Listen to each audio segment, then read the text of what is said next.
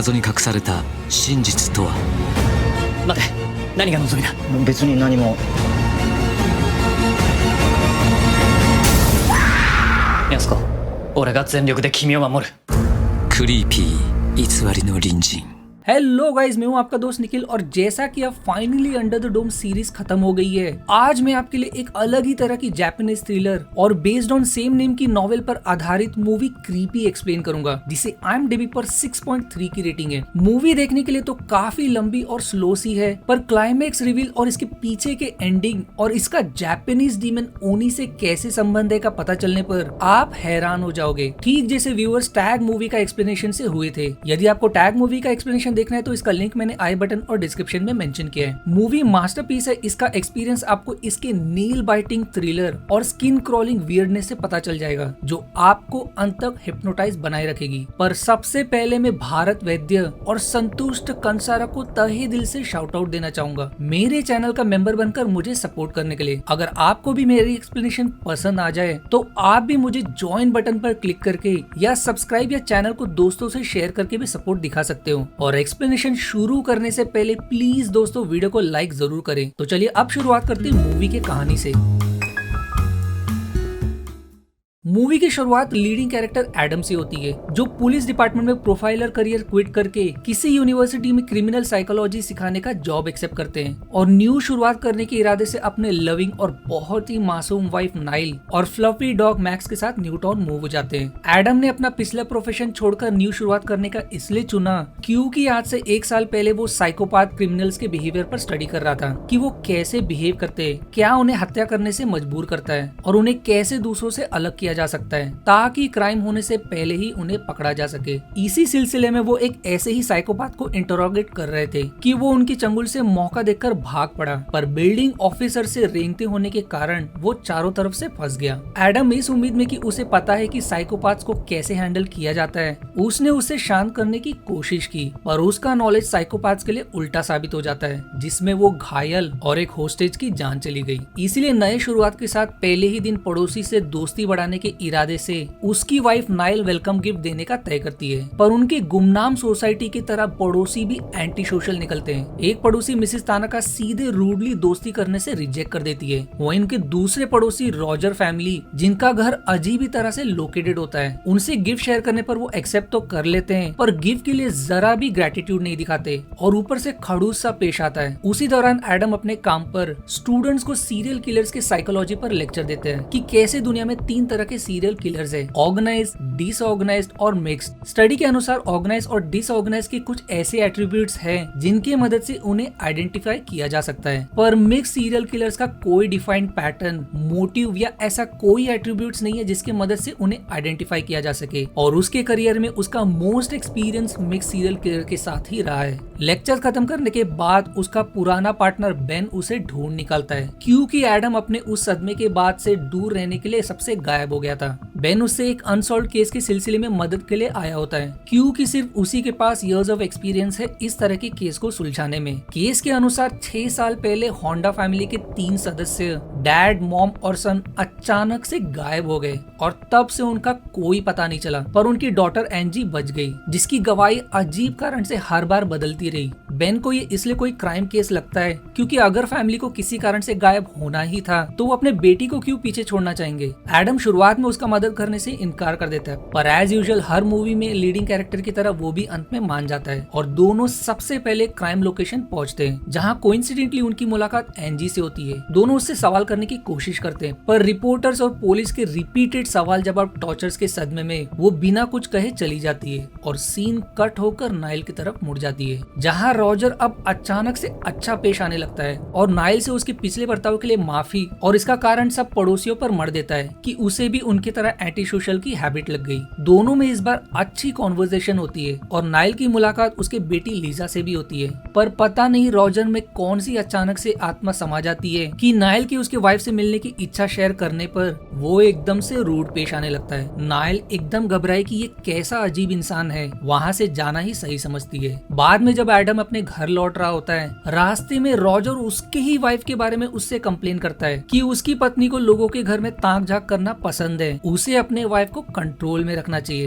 Adam हैरान जरूर होता है उसके बर्ताव से, पर एक अच्छा नागरिक होने के नाते उसे अपने वाइफ की गलती के लिए माफी मांगकर चला जाता है। डिनर के दौरान वो नाइल से रॉजर के अजीब हरकत के बारे में सब शेयर करता है, पर ये एक्सप्लिसिटली बताना सही नहीं समझता कि उसने उसे काफी भला बुरा भी कहा। पर इतना सब कुछ अनुभव करने के बावजूद कि उनका पड़ोसी इतना अजीब और रूड है, खास करके जब उनका घर इतना अजीब तरह से लोकेटेड हो, उनसे दूरी बनाए रखने में ही समझदारी है। पर नाइल में मानो पड़ोसी के बारे में सब जानने की बीमारी सी आई होती है, इसीलिए अगले दिन फूड शेयर करने के बहाने से उसके घर पर दस्तक देती है। कमाल की बात है कि रॉजर फिर से अच्छा बिहेव करने लगता है और उसे घर में इनवाइट करता है, पर जैसा बाप वैसा बेटी लिसा एक अजीब ही लुक देकर रूडली चली जाती है। ये देख नाइल एकदम घबरा जाती है और वो तुरंत भाग पड़ती है, पर तभी रॉजर उसे अपने घर इनवाइट करता है उसकी बीमार वाइफ से मिलने के लिए, और नाइल के लिए मानो उसकी बातें उसे मदहोश करते हुए वो उसके तरफ खींची चली जाती है और जैसे उसका इन्विटेशन एक्सेप्ट कर लेती है। यहाँ एडम उसी केस पर बिजी, एंजी उनके सवालों का जवाब देने को तैयार हो जाती है। वो बताती है कि उसे पहले कुछ याद नहीं था,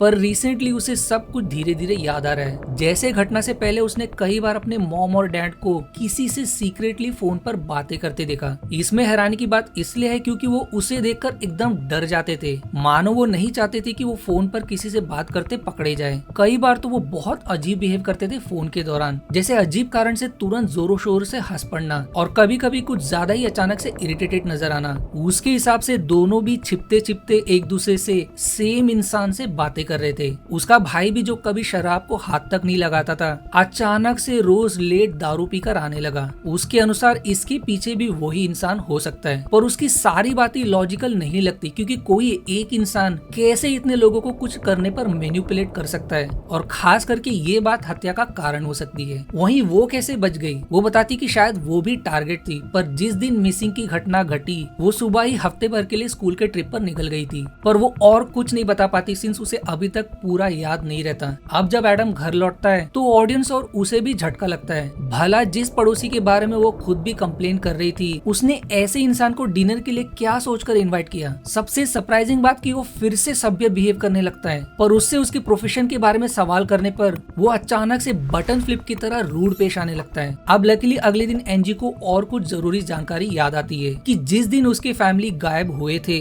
उसके स्कूल निकलने से पहले उसने अपने फैमिली मेंबर्स को बातें करते सुना कि यही सही मौका है क्योंकि वो पूरे हफ्ते के लिए नहीं है, वो किसी से मिलने वाले थे और शायद ये वही इंसान था जिसके प्रति उन्होंने इतनी सीक्रेट बनाई रखा था। सबसे बड़ी जानकारी उसे उसी वक्त चमकती कि एक बार उसने उसे देखा भी था, उसे घूरते हुए उसके पड़ोसी के आंगन से, और उसका चेहरा उसे क्लियरली याद नहीं। काम के बाद जब एडम घर लौट रहा होता है तब उसकी नजर रॉजर पर पड़ती है, जिसे किसी बुजुर्ग के लिए सीट देते देख वो खुद भी हैरान हो जाता है कि ये इंसान कभी कभी जेंटलमैन भी हो सकता है। ट्रेन से उतरने के बाद सरप्राइजिंगली रॉजर एक हेल्दी कॉन्वर्सेशन शेयर करता है कि वो कभी सेल्स में काम करता था और कोइंसिडेंटली उसके ऑफिस में स्टीव नाम का एक एडमिन काम करता है जो उसकी पहले बहुत मदद किया करता था, और आज भी दोनों क्रिसमस कार्ड शेयर करते हैं। अगले दिन एडम के बिजी होने के कारण बेन जिम के घर इन्वेस्टिगेशन करता है और कुछ सड़ा हुआ का तेज बदबू आने पर उसका शक सही निकलता है क्योंकि घर के किसी कोने से उसे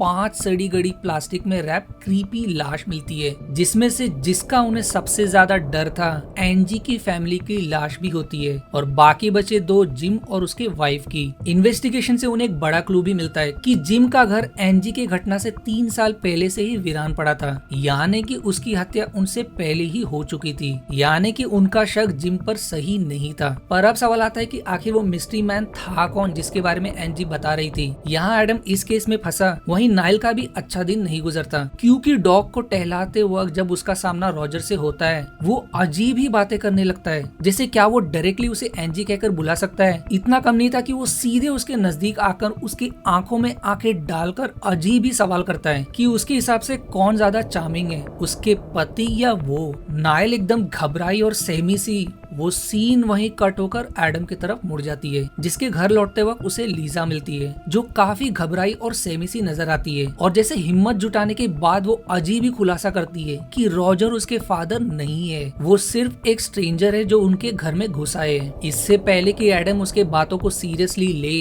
रॉजर नाइल के साथ एकदम हंसी मजाक करते आ टपकते हैं। ऑडियंस के लिए ये खुद हैरानी की बात होती है क्योंकि थोड़ी देर पहले उनके बीच एक एम्बैरेसिंग घटना घटी थी। आखिर ये सब क्या हो रहा है हमें एंड में समझेगा। रॉजर लीसा को हंसी मजाक में फटकारते हुए एडम को बताता है कि वो कभी कभी ऐसी बहकी बहकी बातें करती है, पर अब मूवी में ट्विस्ट आना शुरू हो जाता है क्योंकि नाइल वियर्ड बिहेव करने लगती है और एडम उसे सीक्रेटली किसी से फोन पर बातें करते पकड़ लेता है। स्पेशली सवाल करने पर वो एडम पर एकदम से भड़क पड़ती है। ऑल्दो बाद में उनमें सुलह हो जाती है विद द रीजन कि वो अपने दोस्त से बात कर रही थी क्योंकि उसे इस न्यू लोकेशन पर एडजस्ट होने को समय लग रहा है। पर अगले दिन डॉग को टहलाते वक्त एडम को एक बहुत बड़ा क्लू नोटिस होता है और रॉजर के घर का पिक्चर तुरंत बेन को भेजता है उसके बारे में पता करने के लिए, क्योंकि अजीब कारण से रॉजर का घर भी ठीक एनजी के पड़ोसी जिम के घर की तरह लोकेटेड है। कहीं ऐसा तो नहीं जिम जिंदा है और उसने अपने मरने का पूरा फेक गेम रचा। इसीलिए शायद लीजा कह रही थी कि रॉजर उसका फादर नहीं है। अब बेन तुरंत काम पर लग जाता है और उसे भी एक बड़ा कोइंसिडेंस हाथ लगता है कि जिम भी रॉजर की तरह इंस्टीट्यूट डायरेक्टर था और दोनों एडम की यूनिवर्सिटी में काम करते थे। वो अब टाइम वेस्ट नहीं करता और तुरंत क्वेश्चनिंग के लिए रॉजर के घर पर दस्तक देता है और उसका शक सही निकलता है क्योंकि उनके रिकॉर्ड के अनुसार रॉजर दिखने में अलग है, यानी कि एडम का शक सही था। कहीं यही तो जिम नहीं, पर बेन उसे बिना बताए चुपचाप फॉलो करता है ये जानने के लिए कि आखिर उसने असली रॉजर के साथ क्या किया। सीक्रेटली छानबीन करते वक्त जब वो बेसमेंट में एक चेम्बर का दरवाजा खोलता है तब उसके जैसे होश उड़ जाते हैं और सीन कट होकर एडम की तरफ मुड़ जाती है जो दिन ढलने पर घर लौट रहा होता है। पर फिर तभी अचानक से एक लाउड एक्सप्लोजन के साथ उसके दूसरे पड़ोसी का घर ब्लास्ट से हिल जाता है। जब एडम रॉजर के आंगन में पड़े फायर एक्सटिंग्विशन का प्रयोग करने बढ़ता है जैसे कुछ हुआ ही ना हो, रॉजर बिंदास टीवी एंजॉय करते नजर आता है जो कि कितनी अजीब बात है। अगले दिन इन्वेस्टिगेशन के बाद बेन का सीनियर एडम से शेयर करता है कि एक्सप्लोजन गैस लीक के कारण और घर के फैमिली के अलावा बेन का भी लाश बरामद हुई, पर कोई क्लू नहीं कि वो आखिर वहाँ कर क्या रहा था। एडम ऑफिसर को समझाने की कोशिश करता है कि रॉजर दरअसल जिम है, पर उसके बातों पर यकीन करना मुश्किल होता है क्योंकि उनके पिछले खोज में उन्हें जिम की लाश बरामद हुई थी। एडम अब हेल्पलेस वो सबसे पहले एनजी से कंफर्म करने के लिए जाता है कि कहीं यही तो उनका पड़ोसी जिम नहीं, पर वो कम्प्लीटली डिनाई कर देती है। वो अब और भी कंफ्यूज कि आखिर वो मिस्ट्री मैन है कौन। वहीं इस तरफ नाइल रॉजर के साथ दिखाई देती है, उससे फिर से अजीब अजीब बातें करने लगता है, उसका हाथ अपने हाथों में मांगता है और उसे उसके घर आने को भी कहता है। नाइल को भी पता नहीं क्या हो जाता है, वो जैसा कहता है वो वैसा ही फॉलो करती है और सीन फिर से कट होकर अब मूवी का पहला क्लाइमेक्स रिवील होता है कि रॉजर सच में कोई साइकोपाथ है जिसने लीजा के मॉम को बंदी बनाकर रखा है। इतना कम नहीं कि लीजा बिना कुछ सवाल किए उसके कहने पर अपने ही मॉम को कोई डोज इंजेक्ट करती है जिससे शायद उनमें सुस्ती बनी रहती है और वहीं करीब उसके डैड की लाश पड़ी होती है। जिस तरह से उनकी लाश को पैक किया होता है इससे ऑडियंस को साफ समझ आता है कि एनजी के फैमिली और जिम के हत्या के पीछे इसी का हाथ है क्योंकि उनकी लाश भी कुछ इसी तरह प्लास्टिक में रैप बरामद हुई थी। सबसे अजीब बात की बाद में लीजा की मॉम खुद लीजा की हेल्प करती है उनके पति के ही लाश को ठिकाने लगाने के लिए। यहाँ अगली सुबह एडम अपने वाइफ को गुड बाय करके काम पर निकल जाता है, पर वो ये नोटिस करना मिस कर जाता है कि वो अब अजीब बिहेव कर रही है। उसके हाथों पर अजीब मार्किंग्स नजर आते हैं, मानो लीसा नाइल को भी वही डोज इंजेक्ट कर रही है। यहाँ लकी लीजा की मॉम को उन्हें सुस्ती देने वाला डोज कम पड़ जाता है और वो साइकोपाथ को मारने की कोशिश करती है, पर अंत में सफल नहीं हो पाती। रॉजर अब एकदम गुस्से में वो लीसा को अपने ही मॉम को मारने का ऑर्डर देता है, पर जाहिर तौर पर वो नहीं कर पाती और निर्दय खुद उन्हें ब्लंटली .0 रेंज पर शूट कर देता है। गुस्से में वो लीजा पर चिल्लाने लगता है कि उसके गलती के कारण उसे किसी की जान लेनी पड़ी। इतना कम नहीं कि टू द हॉरर वो नाइल को भी अपने क्राइम में शामिल करता है। नाइल लाश को देखकर एकदम शॉक बट सरप्राइजिंगली ब्लाइंडली उसके सारे ऑर्डर्स फॉलो करती है लाश को ठिकाने लगाने के लिए। पर आखिर ये सभी इतने ब्लाइंडली फॉलो क्यों कर रहे हैं ये कुछ देर में रिवील होगा। एडम के लौटने पर जब उसे उसकी वाइफ घर पर नहीं मिलती है उसका शक सीधे उस बेहरूपिये पर जाता है। वहाँ नाइल को पावरलेस पड़ा देख उसे समझ नहीं आता कि वो यहाँ आखिर कर क्या रही है और सरप्राइजिंगली लाइल उसके साथ जाने को तैयार भी नहीं होती और गुस्से में बोल जाती कि वो इस रिश्ते से कब का खुश नहीं है। उसे लगा था कि न्यू जगह मूव करने पर कुछ तो इम्प्रूव होगा,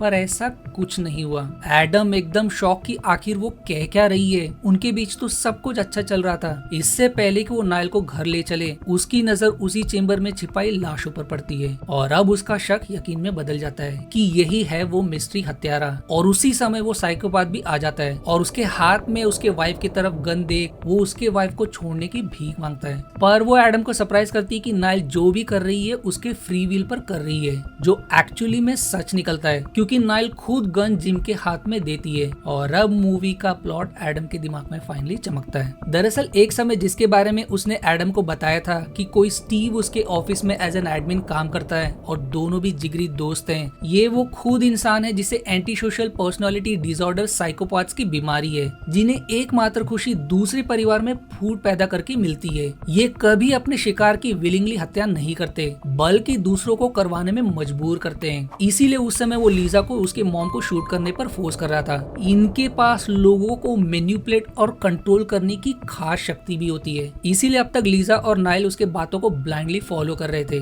पर जब कभी उसके शिकार कंप्लीटली उनके एक्सट्रीम ऑर्डर्स के कंट्रोल में नहीं आते तब वो कुछ इस तरह के डोज का प्रयोग करते हैं जिसके मदद से शिकार उसके कंट्रोल को रेजिस्ट नहीं कर पाते। वो बर्ताव में कभी हॉस्टाइल तो एकदम से नम्र पेश आने लगते हैं, ठीक जैसे पूरी मूव में स्टीव का बर्ताव बदलता रहा। वो अब तक लोगों के फैमिली में घुसकर उनके बीच फूट पैदा करके फैमिली को नष्ट कर रहा था, जो उसने एडम और नाइल के बीच भी धीरे धीरे पैदा करने की कोशिश की। एंजी के फैमिली मेंबर्स को फोन और उसके भाई को ड्रिंक करने पर मजबूर करके उनके बीच फूट पैदा करने वाला वो खुद था। एंजी को इसलिए कुछ याद नहीं रहता क्योंकि उसने उसके माइंड को भी सब भूलने पर मजबूर कर दिया था। स्टीव उसके वाइफ को मारने की धमकी देता है, पर एडम को पता होता है कि ऐसे साइकोपैथ्स अपने हाथों से दूसरों को नहीं मारते। वो अपने एक्सपर्टी की मदद से नाइल को उसके कंट्रोल से छुड़ाने में सफल हो जाता है। एडम उसे दबोचने ही वाला होता है कि नाइल पूरी तरह से अब भी स्टीव के कंट्रोल से नहीं निकली होती और देखते ही देखते एडम को ही सेम डोज से इंजेक्ट कर देती है। अब सीन अगले दिन की तरफ मुड़ जाती है जहां नाइल और एडम बस उनका पपेट बनकर रह जाते हैं। इससे पहले कि उनकी कंडीशन के बारे में किसी को भनक लगे, स्टीव सभी को लेकर कहीं दूर निकल पड़ता है। किसी अननोन लोकेशन पर पहुंचने पर उसके किसी स्पेसिफिक घर की तलाश करने पर ऑडियंस को रिवील होता है कि स्टीव स्पेसिफिक तरह के विक्टिम के घर को ही अपना शिकार बनाता है, जैसा रॉजर और जिम का था। और हर फैमिली का शिकार करने के बाद वो यही आता है अगले घर की तलाश करने के लिए, जिसका क्लू हमें इस बात से लगता है क्योंकि उसे इस जगह का डायरेक्शन अच्छे से पता था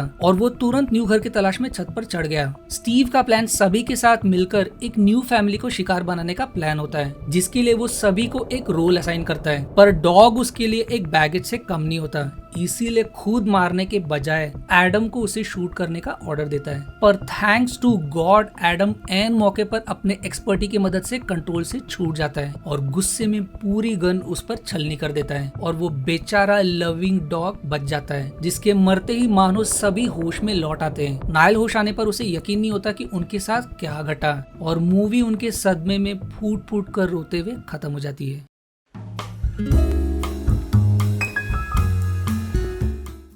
अब आप ये सोच रहे होंगे कि भाई मूवी बताना क्या चाहती थी और ऐसी मूवी भला कोई क्यों बनाना चाहेगा। इस मूवी में स्टीव दरअसल कोई इंसान नहीं बल्कि एक मिस्टीरियस डिस्ट्रप्टिव फोर्स माना जाता है, जो सोसाइटी के बीच छिपा एक रियल जापानीज डीमन कॉल्ड ओनी है, जो दूसरों के बीच फूट या वायलेंस पैदा करके सर्वाइव करता है। ये एक ऐसा डीमन है जो परिवार के बीच के वीकनेस को अपनी शक्ति बनाकर उनमें फूट पैदा करने की कोशिश करता है, जैसा कि एडम और नाइल के केस में देखा हमने। रियलिटी में नाइल अपने शादी से सच में खुश नहीं थी। इसका क्लू हमें पूरे मूवी में समझ आता है क्योंकि दोनों में कभी कपल वाली क्लोज या लविंग मोमेंट नहीं दिखाई दिए और अंत में उसे अपने कन्फेशन को डीमन के कंट्रोल में मजबूरी में एक्सप्रेस करना पड़ा। एक तरफ एडम खुद साइकोपैथ्स की स्टडी करने में बिजी था, तो वहीं उसी के घर में सेम इंसिडेंट घट रहा था, जो वो काफी देर समझा क्योंकि उसने लेक्चर के दौरान कहा था कि मिक्स साइकोपैथ्स के लोगों को पहचानना मुश्किल है। वही मूवी में जापानीज सोसाइटी के करंट बिहेवियर को पोर्ट्रे करने की कोशिश की गई है कि कैसे जापानीज फैमिली बिना किसी बाहर के घुसपैठ के खुद के ही बीच इंडिफरेंस पैदा करते हैं, जो आगे जाकर ओनी डीमन जैसे लोगों का शिकार बनते हैं। आई होप आपने मेरी एक्सप्लेनेशन एंजॉय की, इसलिए प्लीज हो सके तो मुझे ज्वाइन बटन पर क्लिक करके सपोर्ट या चैनल को सब्सक्राइब और अपने दोस्तों से शेयर और प्लीज वीडियो को लाइक और कमेंट करना ना भूलें। मिलते हैं अगले वीडियो में, तब तक के लिए शुक्रिया दोस्तों।